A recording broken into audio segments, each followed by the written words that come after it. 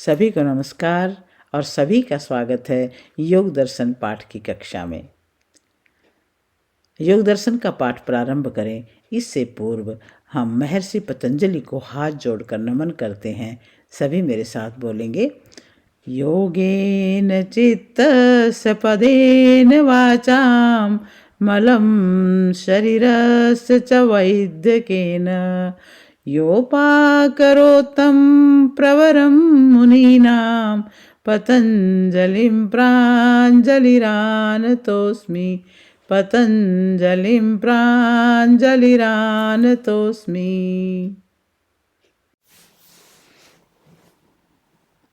प्रथम अध्याय में योग दर्शनकार महर्षि पतंजलि ने अभ्यास और वैराग्य से साधना का आरंभ बताया था।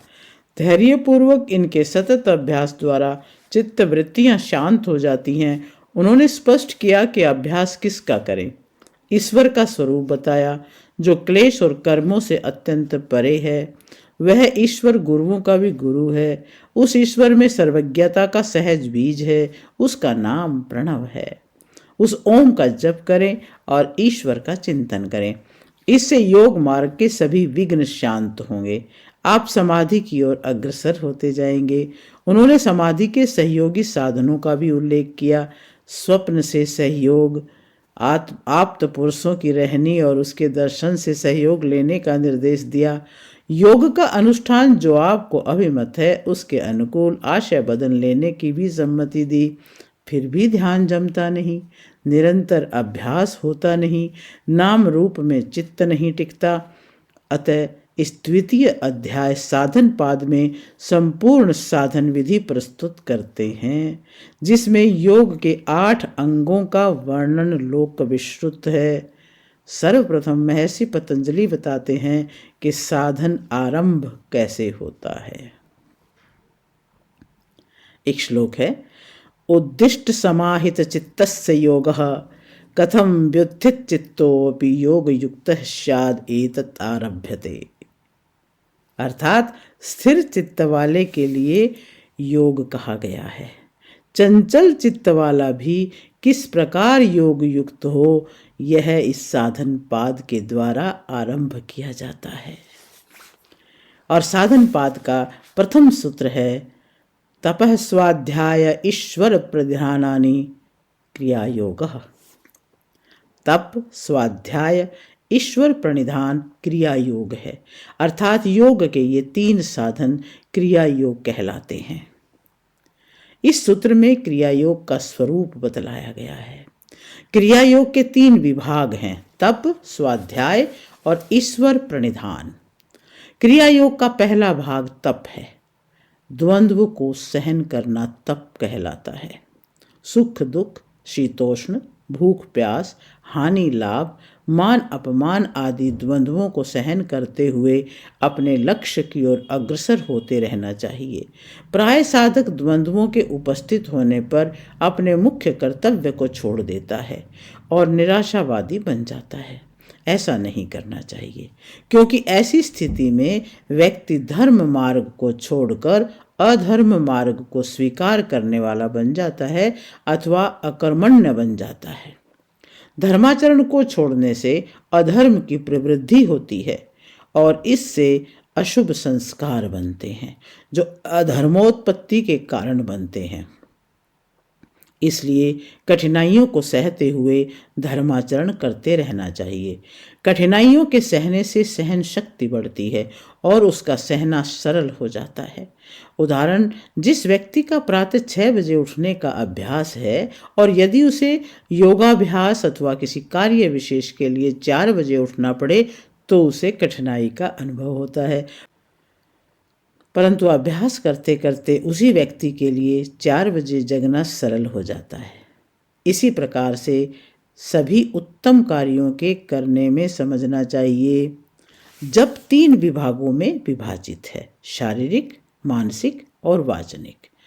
शरीर से शीतोष्ण आदि को सहते हुए चोरी आदि अशुभ कर्मों को छोड़कर सदा शुभ कर्मों को करना शारीरिक तप है, परंतु तप उतनी ही मात्रा में करना चाहिए जिससे शरीर रुग्ण ना हो और मानसिक शांति बनी रहे। तप के नाम पर कुछ लोग भूखे रहते हैं, कुछ लोग शरीर को अग्नि में तपाते हैं, कुछ लोग एक पैर से खड़े रहते हैं। यह तप नहीं है। इससे शरीर अस्वस्थ हो जाता है और मानसिक अशांति उत्पन्न होती है। इस अवस्था में व्यक्ति ईश्वर उपासना नहीं कर सकता।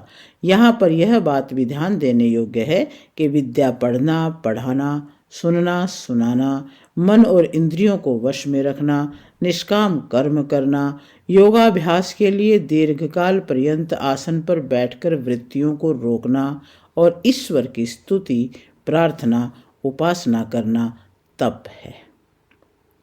इनमें से वाणी से सत्य, मधुर, हितकारी बोलना वाचनिक तप है।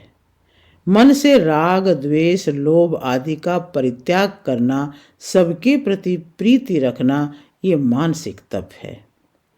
सम्मान प्राप्ति के लिए तप करना लाभप्रद नहीं है, क्योंकि सम्मान प्राप्ति को लक्ष्य बनाने पर साधक योग मार्ग को छोड़कर भोग मार्ग में प्रवृत्त हो जाता है। सात्विक तप करने से जन्म जन्मांतर की अशुभ वासनाएं क्षीण होती हैं और शुभ संस्कारों का निर्माण होता है। क्रिया योग का दूसरा भाग है स्वाध्याय। मोक्ष शास्त्रों का पढ़ना और पढ़ाना और प्रणव आदि पवित्र मंत्रों का अर्थ सहित जप करना स्वाध्याय है। जो ग्रंथ ईश्वर, जीव, प्रकृति के यथार्थ स्वरूप का परिज्ञान करवाते हैं, मोक्ष के स्वरूप को, उनके साधनों को, बाधकों को और उसके फल को ठीक प्रकार से बतलाते हैं, वे मोक्ष शास्त्र कहलाते हैं। क्रिया योग का तीसरा भाग है ईश्वर प्रणिधान। ईश्वर की अनन्य भक्ति मन, वाणी और शरीर से की जाने वाली समस्त क्रियाओं को उसके समर्पित कर देना, उसका कोई लौकिक फल न चाहना, इंद्रियां, शरीर, मन, धन, संपत्ति आदि समस्त पदार्थों को उसका मानकर उसको समर्पण कर देना, उसी की आज्ञा अनुसार उन सभी पदार्थों का प्रयोग करना, उसको समस्त पदार्थों से प्रिय समझना, अपने माता पिता, आचार्य, उपास्य, राजा समझना, शब्द प्रमाण से उसके स्वरूप को अच्छे प्रकार से जानकर उसके मुख्य नाम ओम का अर्थ सहित जप करना ईश्वर प्रणिधान है। ऐसा करने से ईश्वर की ओर से विशेष सहायता मिलती है, जिससे बिना कठिनाई के समाधि की सिद्धि होती है। इस सूत्र में 3 क्रियाओं को योग कहा जाता है। इससे ये प्रश्न उठता है कि ये 3 क्रिया ही योग है, तो वृत्तियों के निरोध को योग क्यों कहते हैं? इसका समाधान ये है कि ये तीनों योग के साधन हैं। इनके अनुष्ठान से वृत्ति निरोध की सिद्धि होती है। इसलिए साधन और साध्य में अभेद मानकर क्रिया योग को योग नाम से कहा है। इनके आचरण से योग की सिद्धि होती है, अतः इन साधनों को योग कहा है। अब वह क्रिया योग निश्चय से निम्नलिखित फल को उत्पन्न करता है। अब अगला सूत्र आया है समाधि भावनार्थ है क्लेश तनु कारणार्थश्च। वह क्रिया योग समाधि की उत्पत्ति और अविद्या आदि क्लेशों को निर्बल करने के लिए है। इस सूत्र में क्रिया योग के फल का वर्णन है। तप, स्वाध्याय और ईश्वर प्रणिधान के अनुष्ठान से अविद्या आदि 5 क्लेश निर्बल हो जाते हैं और समाधि की सिद्धि होती है। प्रत्येक साधक को अविद्या का स्वरूप अच्छे प्रकार से समझ लेना चाहिए। अनित्य को नित्य और नित्य को अनित्य, अशुद्ध को शुद्ध और शुद्ध को अशुद्ध, दुख को सुख और सुख को दुख, अनात्मा को आत्मा और आत्मा को अनात्मा जानना ही अविद्या का स्वरूप है। दुख इंद्रियों में दोष आ जाने से, अशुभ संस्कारों से, अधर्म आचरण से, तमोगुण से, कुसंग से अविद्या उत्पन्न होती है। तप, स्वाध्याय और ईश्वर प्रणिधान से ये अविद्या को उत्पन्न करने वाले दोष क्षीण हो जाते हैं।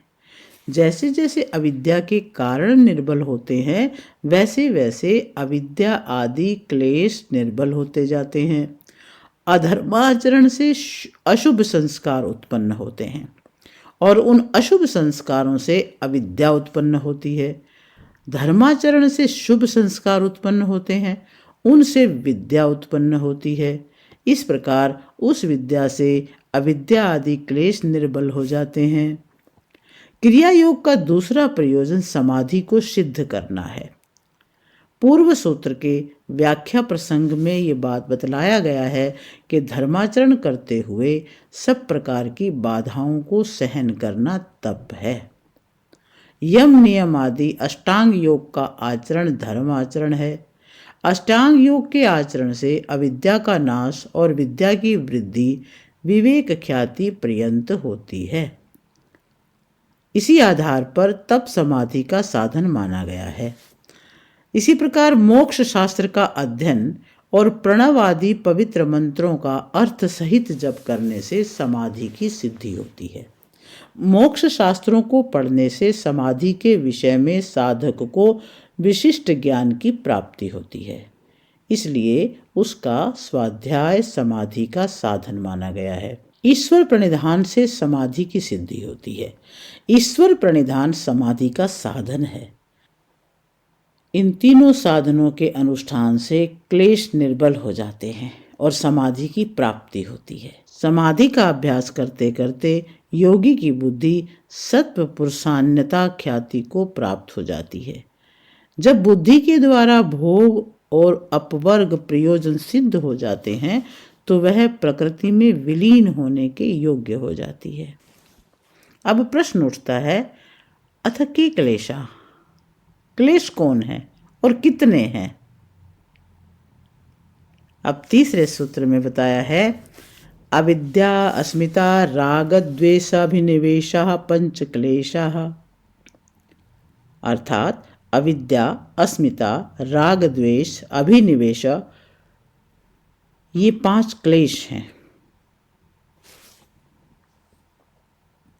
इस सूत्र में अविद्या आदि 5 क्लेशों का कथन है। 5 क्लेशों का अर्थ है 5 प्रकार का मिथ्या ज्ञान। क्लेशों की प्रवृत्ति होने पर व्यक्ति धर्माचरण एवं ईश्वरोपासना छोड़ देता है और अधर्माचरण एवं भोगों में फंस जाता है। उसका फल है पशु आदि विविध योनियों में जन्म लेना और भयंकर दुखों को भोगना। कपिलाचार्य ने सांख्य दर्शन में कहा है कि बंधो विपर्ययात, अर्थात अविद्या से बंधन की प्राप्ति होती है। अविद्या का और अधर्म का परस्पर संबंध है।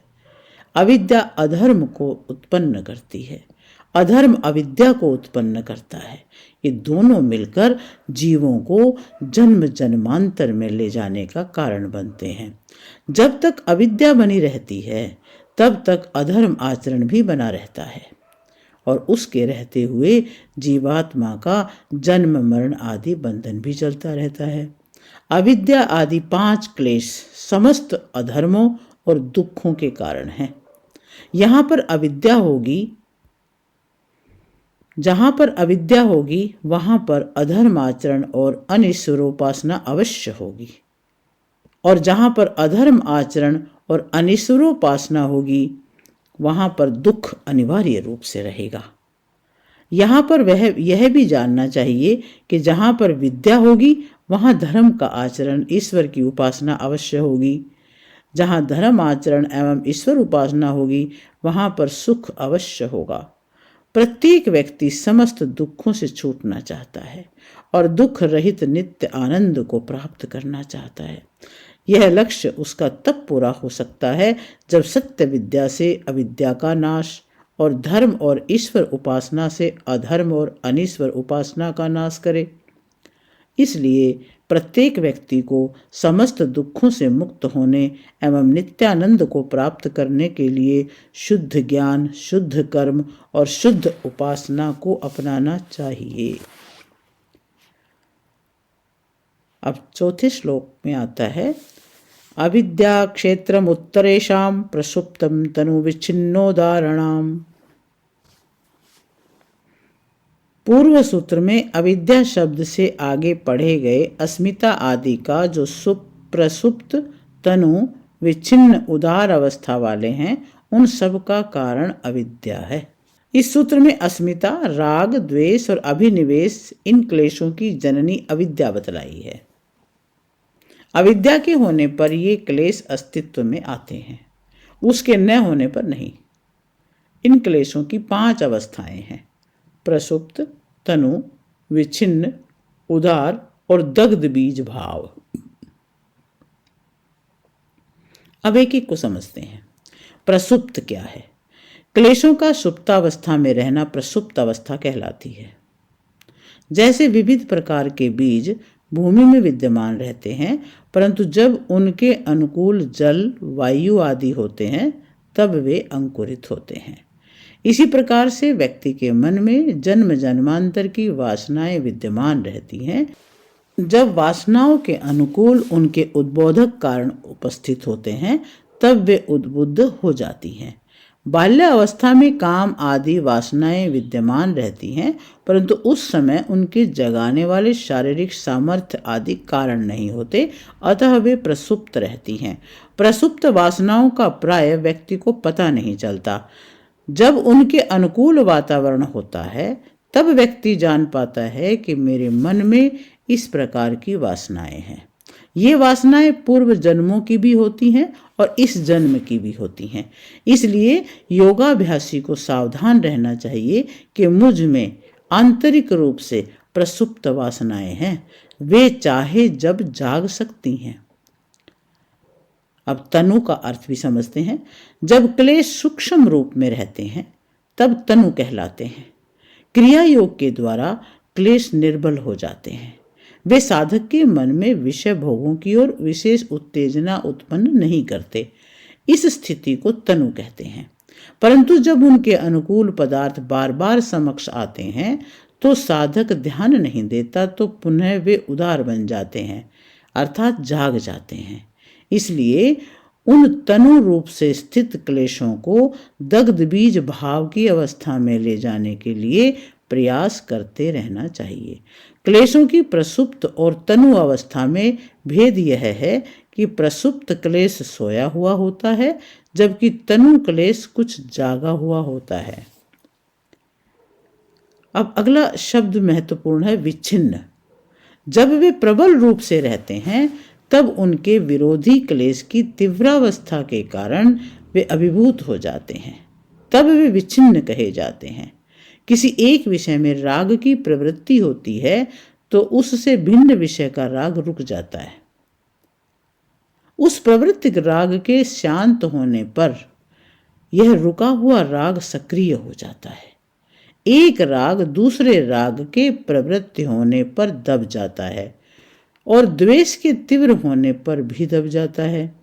इसी प्रकार एक विषय में द्वेष उभरता है तो अन्य विषय का द्वेष रुक जाता है। राग के तीव्र रूप से उभरने पर द्वेष रुक जाता है और उसके रुक जाने पर द्वेष उभर जाता है। इस प्रकार से एक वस्तु के प्रति राग के कारण दूसरी वस्तु के प्रति राग का न उत्पन्न होना अथवा द्वेष के तीव्र होने पर राग का रुक जाना तथा द्वेष के उदार होने पर दूसरे द्वेष का दब जाना एवं राग के उत्तेजित होने पर द्वेष का न उभरना क्लेशों की विच्छिन्न अवस्था है। जो साधक यह जानते हैं कि मेरे मन में विच्छिन्न क्लेश विद्यमान है, वे विशेष ध्यान रखते हैं कि कभी विच्छिन्न क्लेश आक्रमण न कर देवे। अब उदार को समझते हैं। जब क्लेश तीव्र रूप से प्रवृत्त होता है तब उसको उदार कहा जाता है। जब व्यक्ति के मन में अत्यंत तीव्र क्रोध उभरता है तो वह कर्तव्य और अकर्तव्य को नहीं जान सकता। यह क्लेश की उदार अवस्था है। इसी प्रकार से अस्मिता, राग, अभिनिवेश क्लेशों के विषय में भी जान लेना चाहिए। दग्ध बीज यह क्लेशों की 5वीं अवस्था है। जैसे एक गेहूं के बीज को अग्नि में भून देने से वह अनुकूल भूमि, जल, वायु को प्राप्त करके भी अंकुरित नहीं होता। वैसे ही योगाभ्यास के द्वारा योगी अविद्या आदि क्लेशों को शक्तिहीन बना देता है। इस अवस्था में वे क्लेश अपने अनुकूल विषय के समक्ष होने पर भी क्रियाशील नहीं होते। यह क्लेशों की दग्ध बीज भाव अवस्था योगी में ही होती है, सांसारिक जनों में नहीं। तीसरे सूत्र में समान रूप से पांचों क्लेशों को पढ़ा था। वहां पर यह ज्ञात नहीं होता था इनमें से कौन कारण है और कौन कार्य है। इस सूत्र में अविद्या के कारण अस्मिता आदि को कार्य रूप बताया गया है। जब अविद्या रहती है तब ये चारों क्लेश रहते हैं। तत्व ज्ञान के द्वारा अविद्या के नाश होने पर ये क्लेश भी निवृत्त हो जाते हैं। कुछ लोग कहते हैं कि भक्ति मार्ग में विद्या की कोई आवश्यकता नहीं है, बिना विद्या के ही आत्मा मोक्ष में चला जाता है। ये मान्यता ठीक नहीं है, क्योंकि वेद और वेदानुकूल ऋषिकृत ग्रंथों में विद्या को मुक्ति का अनिवार्य साधन माना गया है।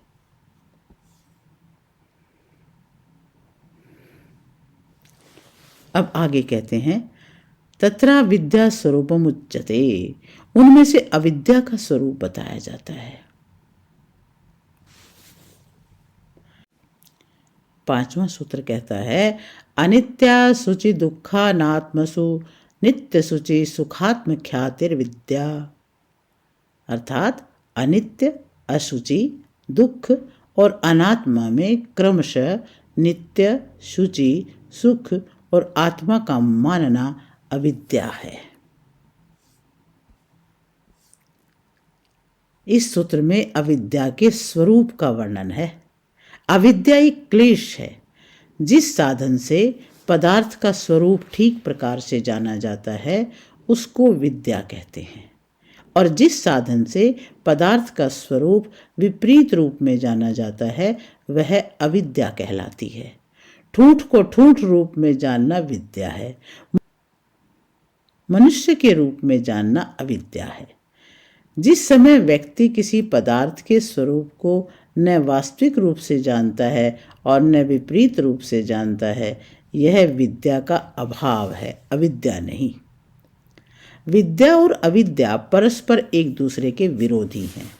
जहाँ पर विद्या होती है वहाँ पर अविद्या नहीं रह सकती, और जहाँ पर अविद्या रहती है वहाँ पर विद्या नहीं रह सकती। अविद्या का क्षेत्र बहुत विस्तृत है, परंतु योग दर्शनकार ने अविद्या के उसी अंश को यहाँ पर दिखलाया है जो मुक्ति में बाधक है। अविद्या के इस अंश को निम्न प्रकार से समझना चाहिए। पहला, अनित्य पदार्थों को नित्य जानना। मनुष्य का ये शरीर अनित्य है। अविद्या के कारण व्यक्ति इसको नित्य मानता है और वह इच्छा रखता है कि मेरा ये शरीर अनंत काल तक बना रहे। कुछ लोग यह भी मानते हैं कि देवों के शरीर सदा बने रहते हैं, मरते नहीं। संसार में अनेक लोग वाणी से तो यही कहते हैं कि ये शरीर नाशवान है, परंतु मन से शरीर को नाशवान मानने वाले विरले ही होते हैं। जैसे अनित्य शरीर को अविद्या के कारण व्यक्ति नित्य मानता है, वैसे ही वह पृथ्वी, सूर्य आदि अनित्य पदार्थों को भी नित्य मानता है। जो भी धन, संपत्ति, परिवार आदि मनुष्य के साथ संबद्ध है उनको नित्य मानता है। ये अविद्या का एक भाग है। और दूसरा है अशुद्ध पदार्थों को शुद्ध मानना। जैसे सुंदर शरीर को देखकर व्यक्ति ये समझता है कि इस शरीर में कोई मल नहीं है, ये नितांत शुद्ध है। चोरी आदि अधर्म आचरण को शुद्ध मानता है और उत्साहपूर्वक उसको करता रहता है। संसार में अशुद्ध कर्मों को शुद्ध मानने से अन्याय की प्रवृद्धि और न्याय का ह्रास होता है। इसी प्रकार अन्यायपूर्वक धनोपार्जन को शुभ समझना और अशुद्ध खान पान को शुद्ध समझना भी अविद्या है। तीसरा, सुख को दुख समझना। संसार में जो सुख है उसमें 4 प्रकार का दुख मिश्रित है, परंतु अविद्या के कारण व्यक्ति उसको शुद्ध और दुख रहित समझता है। उसकी प्राप्ति के लिए अनेक प्राणियों की हिंसा करता है। चौथा है, जो पदार्थ आत्मा नहीं उसको आत्मा समझना। शरीर, इंद्रियां, मन आदि ये सब आत्मा नहीं है, इनको व्यक्ति आत्मा समझता है। इनको आत्मा समझने के कारण इनके अधीन होकर अशुभ कर्मों को करता रहता है और मन आदि को दोषी मानता है। अविद्या के स्वरूप को इस प्रकार से भी समझ लेना चाहिए कि जैसे व्यक्ति अनित्य को नित्य समझता है, वैसे ही नित्य को अनित्य समझता है, शुद्ध को अशुद्ध समझता है, सुख को दुख, चेतन को जड़ समझता है। 4 प्रकार की इस अविद्या के स्वरूप को जानना और इसका निराकरण करना अनिवार्य है। व्यक्ति शास्त्रों को पढ़ने और पढ़ाने के पश्चात ये मान लेता है कि मेरी अविद्या नष्ट हो गई है और मैं वास्तविक विद्वान बन गया हूँ, परंतु ऐसा मानना भूल है। जब तक व्यक्ति प्रकृति, विकृति, आत्मा, परमात्मा के स्वरूप को अच्छे प्रकार से जानकर तदनुसार आचरण नहीं करता, तब तक अविद्या का नाश और विद्या की प्राप्ति नहीं होती। इस बात को समझने के लिए छांदोग्य उपनिषद में लिखे नारद सनत कुमार संवाद से सहायता मिल सकती है। उस संवाद का कुछ भाव यहाँ पर लिखा जाता है। सनत कुमार जी ने नारद जी से पूछा, आपका आगमन कैसे हुआ? नारद जी ने कहा, मैं आपसे विद्या प्राप्त करने के लिए आया हूँ। सनत कुमार जी ने पूछा, आपने कौन कौन सी विद्या पढ़ी है? तो नारद जी ने कहा, मैंने ऋग वेद आदि 18 विद्याएं पढ़ी हैं। सनत कुमार जी ने कहा, इतनी विद्या पढ़ने के पश्चात आप मुझसे क्या पढ़ोगे? नारद जी ने कहा, मैं मंत्रविद हूँ, आत्मा परमात्मा को नहीं जानता, क्योंकि आत्मा परमात्मा को जानने वाले को क्लेश संतप्त नहीं करते, परंतु मुझे संतप्त करते हैं। इस संवाद से व्यक्ति ये जान सकता है कि मेरी अपनी अविद्या दूर हुई या नहीं। अब आता है छठा सूत्र, और छठे सूत्र में कहा है, दृग दर्शन शक्तियोर एकात्म तेवा अस्मिता। दृश्य शक्ति और दर्शन शक्ति का एक रूप जैसा भान होना अस्मिता नामक क्लेश है। इस सूत्र में अस्मिता क्लेश का लक्षण किया गया है। जीवात्मा दृश्य शक्ति चेतन पदार्थ है, बुद्धि दर्शन शक्ति दिखाने का साधन और एक जड़ पदार्थ है। जीवात्मा भोक्ता है, बुद्धि उसका भोग्य है। इन दोनों में परस्पर किसी प्रकार का सम्मिश्रण नहीं है। बुद्धि परिणामिणी है, आत्मा परिणामी है। आत्मा स्वभाव से शुद्ध है, प्रकृति से संबद्ध होने पर उसमें अविद्या, अधर्मादि दोष उत्पन्न होते हैं, अतः वह अशुद्ध हो जाता है। यद्यपि बुद्धि सत्व गुण प्रधान है, उसमें भी तमोगुण और रजोगुण का सम्मिश्रण होने से अशुद्धि बनी रहती है। आत्मा और बुद्धि दोनों भिन्न पदार्थ होने पर अविद्या के कारण दोनों एक प्रतीत होते हैं। यह अस्मिता क्लेश का स्वरूप है। जिस प्रकार बुद्धि को और स्वयं को आत्मा एक समझता है, वैसे ही मन, इंद्रियां और शरीर इनको और आत्मा को भी एक समझता है। काम, क्रोध, लोभ, अहंकार, दुख, सुख ये प्रकृति के गुण हैं, परंतु अज्ञानता के कारण जीवात्मा इनको अपने गुण मानता है। अपने स्वाभाविक गुण मान लेने से इनको दूर करने का प्रयास नहीं करता। बुद्धि, मन, इंद्रियां और शरीर आदि जड़ पदार्थों का और आत्मा का वास्तविक स्वरूप ज्ञात हो जाने पर भोग की स्थिति समाप्त हो जाती है और मोक्ष की स्थिति आ जाती है। इस अविद्या के निराकरण के लिए सांख्य दर्शनकार ने कहा है, शरीर आदि समस्त जड़ पदार्थों से आत्मा भिन्न है। संसार में व्यक्ति ये कहता है कि ये मेरा हाथ है, ये मेरा पैर है। इससे सिद्ध होता है कि इनको मेरा कहने वाला पृथक है और ये सब उससे पृथक है। इस प्रकार से तत्व ज्ञान होने से अविद्या की निवृत्ति हो जाती है। अविद्या की निवृत्ति होने से अस्मिता की भी निवृत्ति हो जाती है। यहाँ एक प्रश्न उपस्थित होता है कि अविद्या के रहने पर भोग होता है और उसके न रहने पर भोग नहीं रहता, तो जीवन मुक्त देहधारी योगी भी प्राकृतिक पदार्थों को खाते पीते हैं, क्या वह भोग नहीं है? इसका समाधान यह है कि अविद्या युक्त सांसारिक जन खाते पीते हैं,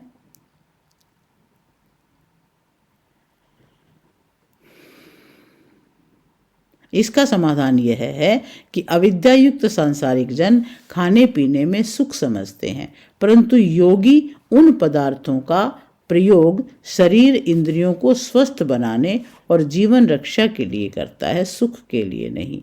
यहाँ पर यह बात भी ध्यान देने योग्य है कि जैसे जैसे अविद्या न्यून होती जाती है, वैसे वैसे अस्मिता क्लेश भी निर्बल होता जाता है। उसके निर्बल होने से मिथ्या अभिमान की निवृत्ति होती है और व्यक्ति निरअभिमानी बन जाता है। संसार में ये देखा जाता है, मनुष्य ये मानता है कि मैं बलवान हूँ, रूपवान हूँ, बड़ी अवस्था वाला हूँ, उपाधि वाला हूँ, अनुसंधान करके विश्वविख्यात उपाधि प्राप्त करने वाला हूँ, विश्वविख्यात वैज्ञानिक हूँ, राजा हूँ, आदि आदि। इन क्लेश के कारण अल्प सामर्थ्य वाला होकर भी मानव अपने को अधिक सामर्थ्य वाला मानता है। ये भयंकर अहंकार अस्मिता क्लेश से उत्पन्न होता है। उससे संसार में बहुत समस्याएं एवं दुख उत्पन्न होते हैं। इसलिए अविद्या को दूर करके अस्मिता क्लेश का निवारण करना चाहिए। अब 7वां सूत्र आता है सुखानुशयी राग है, अर्थात सुख भोगने के पश्चात अंतःकरण में सुख और सुख साधनों के प्रति रहने वाली इच्छा, तृष्णा, लोभ, राग नामक क्लेश है। जब व्यक्ति सुख और सुख के साधनों का अनुभव करता है, तब सुख और उसके साधनों के संस्कार चित्त में अंकित हो जाते हैं। कालांतर में उन संस्कारों को उद्बुद्ध करने वाले साधनों के उपस्थित होने से वे उद्बुद्ध हो जाते हैं। अर्थात सुख और सुख साधनों के अनुभव के पश्चात पुनः सुख भोगने के लिए उनकी प्राप्ति की इच्छा राग है। कोई कोई सुख उसके साधन स्मृति काल में स्मरण आ जाते हैं। कुछ राग ऐसे होते हैं जिनके सुख और सुख साधनों की साक्षात स्मृति नहीं रहती, परंतु परोक्ष स्मृति रहती है। जैसे एक गौ का बछड़ा प्रथम बार माँ के स्तनों का दूध पीने का प्रयत्न करता है, बछड़े का दूध के प्रति जो राग हुआ, उसका कारण पूर्व जन्म में अनुभव किए गए सुख और सुख साधनों की साक्षात स्मृति नहीं है। राग द्वेष रूपी क्लेशों का परस्पर संबंध बना रहता है। जब सुख और साधनों में कोई बाधक उपस्थित होता है, तब उस बाधक के प्रति द्वेष उत्पन्न होता है। यदि बाधक को दूर करने का प्रयास करने पर भी वो दूर नहीं होता, तो व्यक्ति संतप्त होकर निराश हो जाता है। जब तक अविद्या की सत्ता बनी रहती है, तब तक राग द्वेष आदि क्लेशों की परंपरा चलती रहती है। भोगों में आसक्त व्यक्ति ये मानता है कि मैं सुख और साधनों के द्वारा कृतकृत्य हो जाऊंगा, परंतु उसकी इच्छा के विपरीत दुख बढ़ता जाता है। भोगों के भोगने से राग रूपी क्लेश दूर नहीं होता। इसको दूर करने के लिए अविद्या को दूर करना पड़ता है। भोगों को त्यागने से राग की निवृत्ति और भोगों की प्रवृत्ति होती है। सांख्यकार ने कहा है कि न भोगात राग शांतिर मुनिर्वत। मुनि की भांति भोगों को भोगने से राग शांत नहीं होता। राग को दूर करने का एक ही उपाय है, जो सुख और उसके साधन हैं वे क्षणिक हैं, ऐसा जान ले। राग को दूर करने का एक अन्य उपाय ईश्वर में विद्यमान नित्य आनंद को जानना भी है। जब साधक ये समझ लेता है कि ईश्वर में दुख रहित नित्य आनंद है, उसी की प्राप्ति के लिए योगाभ्यास करना चाहिए, तब राग की निवृत्ति होती है। इसलिए राग को हटाने के लिए ईश्वर के स्वरूप को अच्छे प्रकार से जान लेना चाहिए। अब 8वां सूत्र आता है, दुखानुशयी द्वेषः, अर्थात दुख भोगने के पश्चात अंतःकरण में दुख और दुख के साधनों के प्रति रहने वाली जो विनाश की इच्छा, क्रोध, आक्रोश है, वो द्वेष नामक क्लेश है। इस सूत्र में द्वेष का स्वरूप बताया है।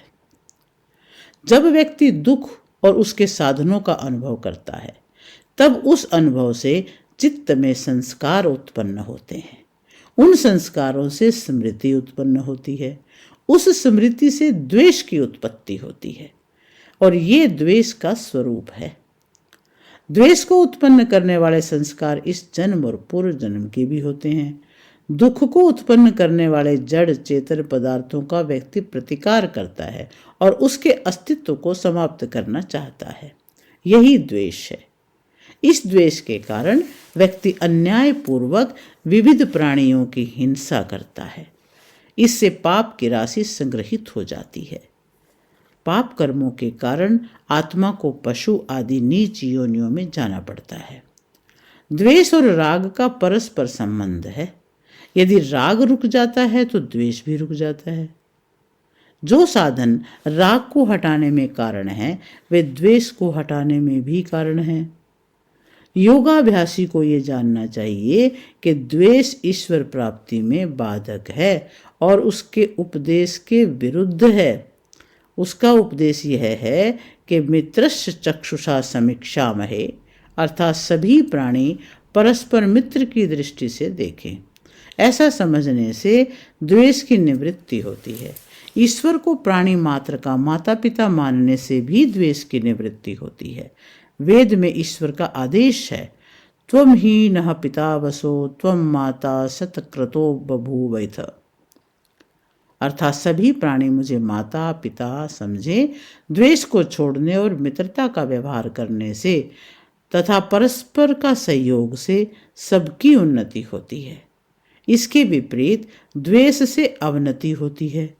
इसलिए अविद्या का निराकरण आदि उपायों से द्वेष को हटाना चाहिए।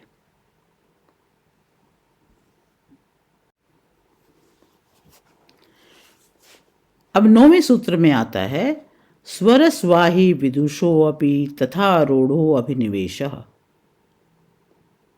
अर्थ है मृत्यु दुख के अनुभव से जो संस्कार बनता है, उस संस्कार से उत्पन्न होने वाला शाब्दिक विद्वान, अर्थात योग की ऊंची स्थिति को न प्राप्त करने वाले विद्वानों में और साधारण मनुष्यों में तथा अन्य प्राणियों में भी समान रूप से विद्यमान मृत्यु का भय अभिनिवेश क्लेश है। इस सूत्र में अभिनिवेश क्लेश का वर्णन है। मृत्यु भय को अभिनिवेश कहते हैं। यह क्लेश साधारण मनुष्यों से लेकर विद्वानों तक के जीवन में देखा जाता है। यहाँ पर उन विद्वानों का ग्रहण करना चाहिए जो अभी योगाभ्यास के द्वारा आत्मा परमात्मा का साक्षात्कार करके समाधि की परिपक्व अवस्था में नहीं पहुँचे हैं। जैसे पूर्व जन्म में साधारण आत्माओं ने मरण दुख का अनुभव किया था, वैसे ही विद्वान आत्माओं ने भी पूर्व जन्म में अनुभव किया था। इसलिए मरण दुख की अनुभूति के संस्कार दोनों में समान रूप से विद्यमान हैं। मृत्यु से भय करने वाले व्यक्ति ने न तो इस जन्म में प्रत्यक्ष प्रमाण से मृत्यु दुख का अनुभव किया है और न ही शब्द प्रमाण से जाना है। इससे ये सिद्ध होता है कि उसने पूर्व जन्म में प्रत्यक्ष प्रमाण से मृत्यु दुख का अनुभव किया है। इससे यह भी सिद्ध होता है कि जीवात्मा अनादि है। यदि आत्मा शरीर नाश के साथ ही नष्ट हो गया होता तो इस जन्म में मृत्यु से न डरता। जब व्यक्ति ये जान जाता है कि आत्मा अनादि और नाश रहित है, तब उसको मृत्यु से भय नहीं होता, क्योंकि शरीर के उत्पन्न होने से न आत्मा की उत्पत्ति होती है और न उसके विनाश से विनाश होता है। इस विषय में यह शंका उत्पन्न होती है कि जीवात्मा उत्पत्ति विनाश रहित क्यों है। इसका समाधान यह है कि कारणाभावात् कार्यभावः, कारण के अभाव होने पर कार्य उत्पन्न नहीं होता। किसी भी पदार्थ की उत्पत्ति के 3 कारण होते हैं। एक है निमित्त कारण, दूसरा उपादान कारण और तीसरा है साधारण कारण। जैसे घड़े की उत्पत्ति में कुम्हार निमित्त कारण है, मिट्टी उपादान कारण है और दंड चाक आदि साधारण कारण है। वैसे जीवात्मा के 3 उत्पादक कारण नहीं हैं, अतः आत्मा की उत्पत्ति नहीं होती। इसी प्रकार से विनाश के 3 कारण न होने से उसका विनाश भी नहीं होता। वेद से भी यह सिद्ध होता है कि जीवात्मा अनादि है। जब अच्छे प्रकार से व्यक्ति ये जान लेता है कि ईश्वर, जीव और प्रकृति अनादि है और इनका कभी विनाश भी नहीं होता, तब मृत्यु भय से मुक्त हो जाता है।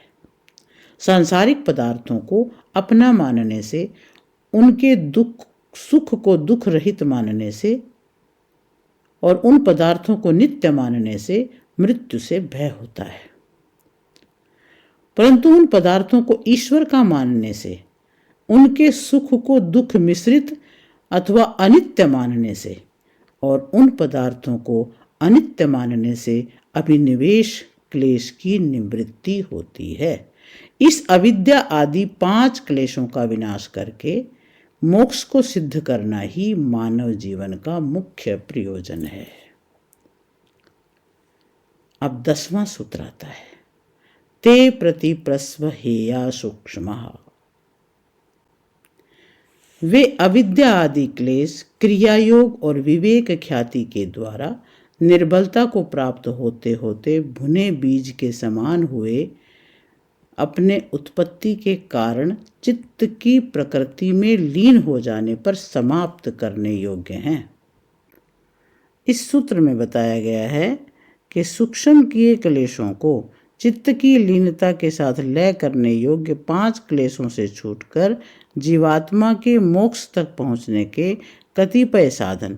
प्रथम साधक ईश्वर, जीव और प्रकृति, विकृति और इसके वास्तविक स्वरूप को जाने, और दूसरा निष्काम कर्म को व्यवहार में लाए, और तीसरा अष्टांग योग का अनुष्ठान करे, चौथा योगाभ्यासी वेद वेत्ता पुरुषों का संग करे। इन साधनों के अनुष्ठान के पश्चात संप्रज्ञात समाधि का अभ्यास करते करते धर्ममेघ समाधि अर्थात संप्रज्ञात समाधि की परिपक्व अवस्था की सिद्धि होती है। संप्रज्ञात समाधि से पर वैराग्य उत्पन्न होता है, उससे असंप्रज्ञात समाधि होती है। उसकी परिपक्व अवस्था होने पर चित्त पुरुष के लिए भोग और अपवर्ग को सिद्ध करके अधिकार रहित हो जाता है। अधिकार रहित होने पर अपने उपादान कारण प्रकृति में लीन हो जाता है, अर्थात प्रलय को प्राप्त हो जाता है। उस चित्त के साथ ही ये 5 क्लेश भी प्रकृति में लीन हो जाते हैं। इस अवस्था में जीवात्मा समस्त क्लेशों से छूटकर ईश्वर के नित्य आनंद को प्राप्त करता है। यह है मनुष्य जीवन की कृतकृत्यता। जो मनुष्य इस अवस्था को प्राप्त नहीं करता, उसका जीवन विफल हो जाता है। इस विषय में उपनिषद में कहा गया है, यदि तूने ईश्वर को यहाँ इस जन्म में जान लिया तो ठीक है, अर्थात तू सफल है, और यदि इस जन्म में नहीं जाना तो तेरा महाविनाश है। सूत्र में प्रतिप्रस्व शब्द पढ़ा है, इसको ऐसा समझना चाहिए, 5 क्लेशों का उत्पादक कारण प्रकृति है, उसी से क्लेशों का प्रसव अर्थात उत्पत्ति होती है। जब चित्त के द्वारा भोग और अपवर्ग सिद्ध हो जाते हैं तो उसकी आवश्यकता नहीं रहती, अतः उसका प्रतिप्रसव हो जाता है, अर्थात वह अपने उपादान कारण में लीन हो जाता है। अब अगले सूत्र में बीज रूप को प्राप्त परंतु नष्ट न हुए क्लेशों की स्थिति बतलाई गई है। 11वां सूत्र कहता है ध्यान हेयास्तद्वृत्तयः, अर्थात क्रिया योग से निर्बल की हुई विवेक ख्याति के द्वारा हटाने योग्य उन 5 क्लेशों की स्थूल वृत्तियां हैं। इस सूत्र में ध्यान अर्थात प्रसंख्यान के द्वारा क्लेशों की वृत्तियों को दूर करने का कथन है। प्रथम क्लेशों की स्थूल वृत्तियां क्रिया योग के द्वारा निर्बल बना दी जाती हैं। उसके पश्चात विवेक ख्याति के द्वारा परंपरा से क्लेशों की दग्ध बीज अवस्था आ जाती है। जब क्लेश व्यवहार काल में उग्र रहते हैं तब उनको स्थूल वृत्ति युक्त कहा जाता है। योगाभ्यास के माध्यम से क्लेशों को निर्बल बना देने से उनका उग्र रूप रुक जाता है और मानसिक स्तर पर सूक्ष्म रूप से उनका व्यापार चलता रहता है। उस समय क्लेश सूक्ष्म वृत्तियों से युक्त रहते हैं। उन वृत्तियों को सूक्ष्म कहा जाता है। क्लेशों की स्थूल वृत्तियों को अल्प प्रयत्न से रोका जा सकता है और सूक्ष्म वृत्तियों को रोकने में अधिक प्रयत्न करना पड़ता है। जैसे वस्त्र का स्थूल मल अल्प प्रयास से दूर किया जा सकता है और सूक्ष्म मल अधिक प्रयास से। शरीर से चोरी आदि अशुभ कर्मों को त्याग देना सरल है, परंतु मन से अशुभ कार्यों को छोड़ देना कठिन है। साधक जैसे जैसे स्थूल दोषों को जानकर उनको दूर करता जाता है वैसे वैसे उसको अपने सूक्ष्म दोष दिखाई देने लगते हैं। उन सूक्ष्म दोषों को दूर करने पर उनसे भी सूक्ष्म दोष परिज्ञात होते हैं। ये सूक्ष्म दोषों को जानना और उनको दूर करना असंप्रज्ञात समाधि पर्यंत चलता रहता है। इन दोनों की सूक्ष्म स्थिति को देखकर साधक को कभी भी निराश नहीं होना चाहिए, क्योंकि ज्ञान पूर्वक अभ्यास करने से अवश्य ही सफलता मिलती है।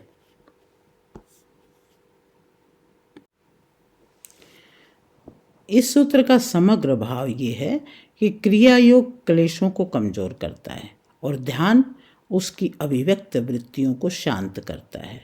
साधना छूटे तो वृत्तियां फिर लूट सकती हैं। इसलिए योग कोई एक दिवसीय उपाय नहीं है, निरंतर जीवन शैली है। अब आगे पतंजलि कर्माशय की चर्चा शुरू करेंगे, जो बताएगा कि क्लेश से कर्म उत्पन्न होते हैं, कर्म से संस्कार और फिर जन्म। इसका पूरा चक्र कैसे चलता है। आज के लिए इतना ही। ओम शांति शांति शांति।